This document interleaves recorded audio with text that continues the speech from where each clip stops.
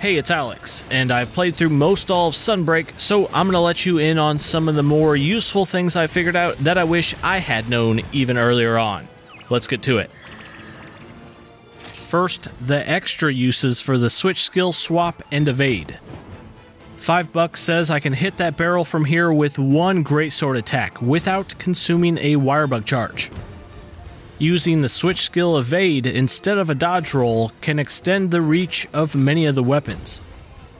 The switch skill evade luckily gains the effects from evade extender, which I never leave home without, monster hunting or not. This quick distance closer really helps conserve wirebug charges, specifically on weapons that have weak rushdowns from a distance. Now let's say you want to use this technique, but don't like the idea of constantly switching out your precious switch skills. Well, just set both of your switch skill loadouts to be the same thing, and you can use the switch skill swap evade just for its mobility benefits. Some of the new armor skills and decorations we get now in Sunbreak further expand the use of the switch skill swap and evade as well. At level 2 of the redirection skill, if you time a switch skill swap right as you're about to get hit, it will nullify the damage, jump you backwards, and even recover some of your wirebug gauge. The skill Quick Breath will either fully remove or reduce any ailments your character has contracted when you do a switch skill swap, so you don't need to waste time popping those curative items. Yes, this new switch skill swap mechanic lets you change which switch skills you have equipped, but it can actually be so much more than that if you learn to weave it into your combat. The lush environments themselves are a secret extra weapon for a DPS hungry hunter, so know how to use it to your advantage. The starburst bugs that hang out on the walls can be changed to different elements by using elemental attacks from your weapons. Or you can use the throwable beetles you can find to alter their properties as well. If you know the target monster's elemental weakness, change these starburst bugs ahead of time before you smush their lovely faces into them. In Area 3 of the jungle, I recommend baiting your target into fighting you in the watery area, which has spear squids that encircle it. Those can chip away some extra damage for you, and the spear squids seem pretty eager to do so. In Area 8, these slicer crabs will periodically shoot a barrage of shards at a nearby hostile monster. If the target is downed or trapped, these will laser blast them for even more.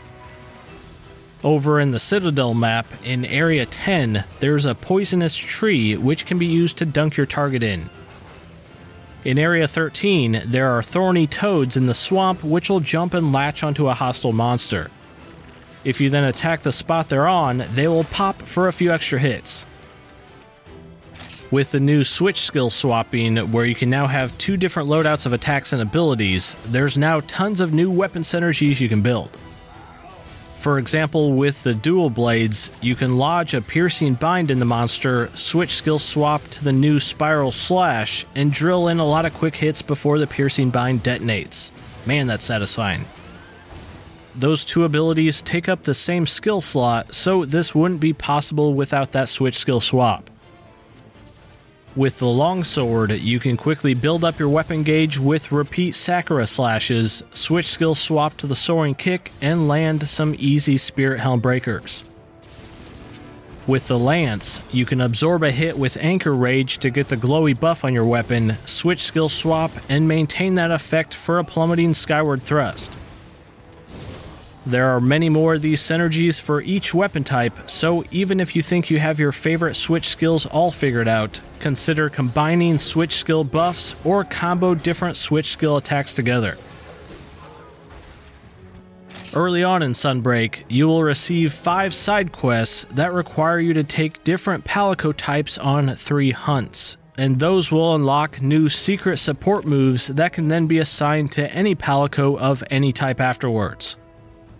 There's the Healing Clover Bat, the Meowsing Mist, Feline Powered Up, Feline Fireworks, and the Lottery Box. The Healing Clover Bat will be placed down, and after you interact with it, you'll gain this new meter above your health bar. As you inflict damage on the monster, this meter will rise, and the bats around you will start to regenerate your health.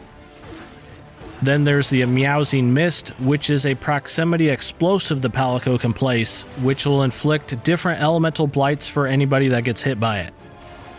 Then there's the Feline Powered Up, which is a buff for your Palico and Palamute. This improves all the other Palico support moves for a time, and enhances your Palamute's 2 equipped items as well.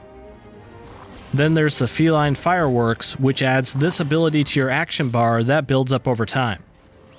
You manually activate this, which sends your Palico to plant a large explosive that deals a good chunk of damage after a few seconds. Also, you get your 4th of July on. And last, there's the Lottery Box, which has the Palico pull out a random support move they don't have equipped.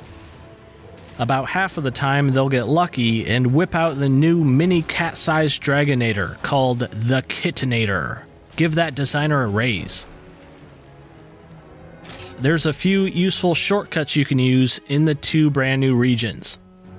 In the Citadel, between areas 1 and 2, you'll find a great wirebug spot.